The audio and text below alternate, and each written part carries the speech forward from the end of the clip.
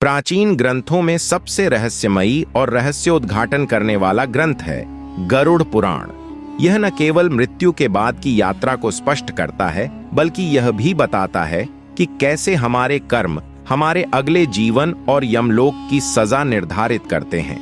क्या होता है जब कोई व्यक्ति अपने जीवन में पाप करता है? क्या उसे उसके कर्मों का फल इसी जन्म में मिलता है या मृत्यु के बाद उसे भोगना पड़ता है?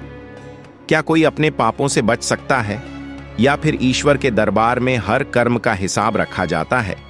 आज की इस रहस्यमयी और शिक्षाप्रद कथा में हम जानेंगे कि कैसे एक लालची, अहंकारी और निर्दयी व्यक्ति को उसके कर्मों का फल यमलोक में भोगना पड़ा।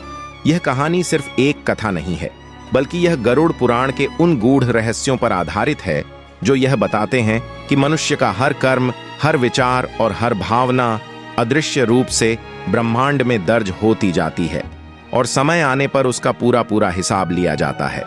क्या आपने कभी सोचा है कि जो लोग जीवन में अत्याचार करते हैं, गरीबों का शोषण करते हैं, झूठ बोलते हैं और अपने अहंकार में दूसरों को तकलीफ पहुंचाते हैं, उनका अंत क्या होता है?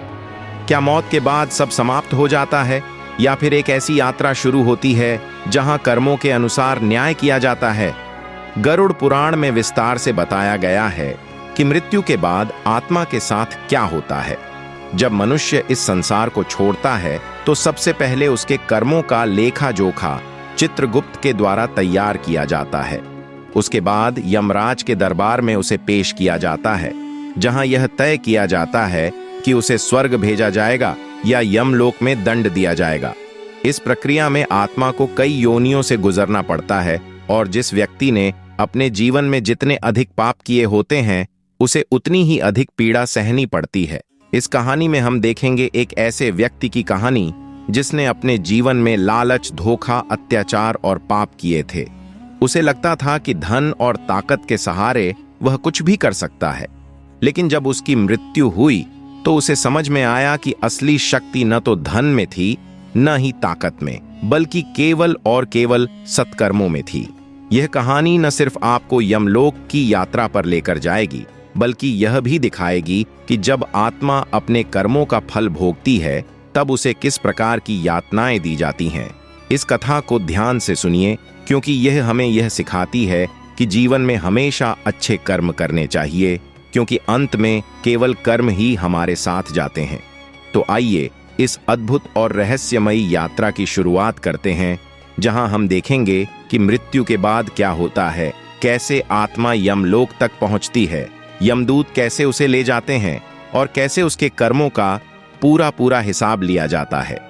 यह कथा आपको सोचने पर मजबूर कर देगी कि हम अपने जीवन में क्या कर रहे हैं और हमें किस दिशा में जाना चाहिए। तो चलिए इस रोमांचक और आध्यात्मिक यात्रा में प्रवेश करते हैं। एक गांव में धनराज नाम का एक व्यापारी रहता था। वह बहुत अमीर था, लेकिन उतना ही क्रूर और स्वार्थी भी। धनराज ने कभी किसी गरीब की मदद नहीं की, बल्कि हमेशा अपने लाभ के बारे में ही सोचता था। उसने व्यापार में कई लोगों को धोखा दिया, गरीबों से उनका धन छीना और अपनी ताकत के बल पर लोगों पर अत्याचार किया। एक दिन गांव के एक गरीब किसान रामलाल ने उससे कुछ कर्ज लिया था, लेकिन सूखा पड़ने के कारण वह समय पर चुका नहीं सका। धनराज ने बिना दया दिखाए रामलाल का घर और जमीन अपने नाम करवा ली।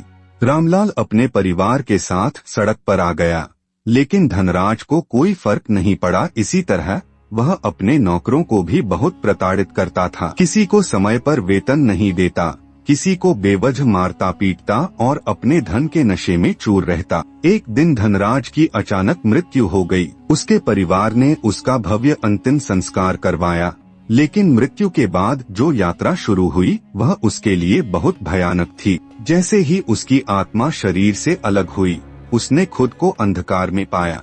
अचानक दो भयानक आकृतियां उसके सामने प्रकट हुईं। ये थे यमदूत। उनका स्वर कठोर था। उन्होंने कहा, धनराज, तुम्हारे पापों का हिसाब करने का समय आ गया है, चलो यमराज के दरबार में। धनराज ने डरकर कहा, मैंने तो कोई पाप नहीं किया, मुझे क्यों ले जा रहे हो? यमदूत हंसे और बोले, तुम्हें अपने पाप याद नहीं, चलो तुम्हें तुम्हारे कर्मों का फल दिखाते हैं। यमदूत उसे एक गहरी सुरंग से गुजारते हुए यमलोक की ओर ले गए। रास्ते में उसने कई आत्माओं को यातनाएं भोगते देखा। कोई आग में जल रहा था, कोई नुकीले पहियों के नीचे कुचला जा रहा था, कोई लोहे की गर्म सलाखों से जलाया जा रहा था। यह सब देखकर धनराज कांपने लगा। धनराज, जो अपनी जिंदगी में अच्छे कर्म करने के बजाय बुरे रास्तों पर चल रहा था, एक दिन अपनी मौत का सामना करता है। यमराज के दरबार में उसके कर्मों का हिसाब लिया जाता है। उसके बुरे कर्मों के कारण उसे कठोर दंड मिलता है और वह नरक की ओर भेजा जाता है। यमराज और चित्रगुप्त द्वारा न्याय मिलने के बाद धनराज को एहसास होता है कि जीवन में अच्छे कर्म कितने महत्वपूर्ण होते हैं। धनराज की कहानी हमें यह सिखाती है कि जीवन में जो भी कार्य हम करते हैं, उसका फल हमें अंत में जरूर मिलता है, चाहे वो अच्छे कर्म हो या बुरे। हर कार्य का हिसाब भगवान के दरबार में लिया जाता है। उसके बाद धनराज ने एक नई आत्मा के रूप में पुनः जन्म लिया और इस बार उसने अपने सारे कर्म अच्छे करने का संकल्प लिया। अगर आपको धनराज की कहानी पसंद आई हो तो कृपया इस वीडियो को लाइक करें और हमारे चैनल को सब्सक्राइब करें। अंत में वे यमराज के दरबार में पहुँचे। यमराज ने अपना विशाल दरबार लगाया था। वहाँ चारों ओर ऋषिमुनि, दूतगण और चित्रगुप्त बैठे थे। चित्रगुप्त ने धनराज का पूरा जीवन कर्मों की किताब से पढ़ना शुरू किया। गरीबों का धन छीना, नौकरों पर अत्याचार किया, झूठ और धोखे से व्यापार किया, किसानों का शोषण किया, अहंकार और घमंड में रहा। धनराज ने रोते हुए कहा, मुझे माफ कर दीजिए, मैं अब पश्चाताप करना चाहता हूँ। यमराज ने गंभीर स्वर में कहा, अब पछताने से कुछ नहीं होगा। मनुष्य को अपने कर्मों का फल अवश्य भोगना पड़ता है।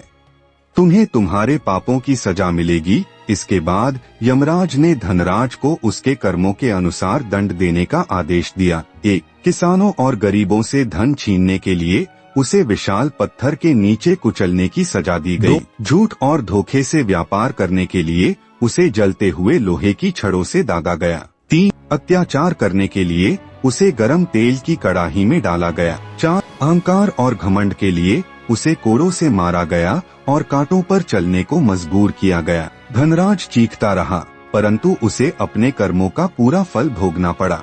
जब धनराज ने अपनी यातनाएं पूरी कर ली तो यमराज ने कहा, अब तुम्हारा अगला जन्म निर्धारण किया जाएगा। तुमने जिस तरह जीवन भर गरीबों को तड़पाया, अगले जन्म में तुम्हें गरीब और अपंग बनकर जन्म लेना होगा। धनराज की आत्मा अब एक नए शरीर में जन्म लेने के लिए तैयार थी। वह अब एक गरीब परिवार में पैदा हुआ, जहां उसे भी वही कष्ट सहने पड़े जो उसने दूसरों को दिए।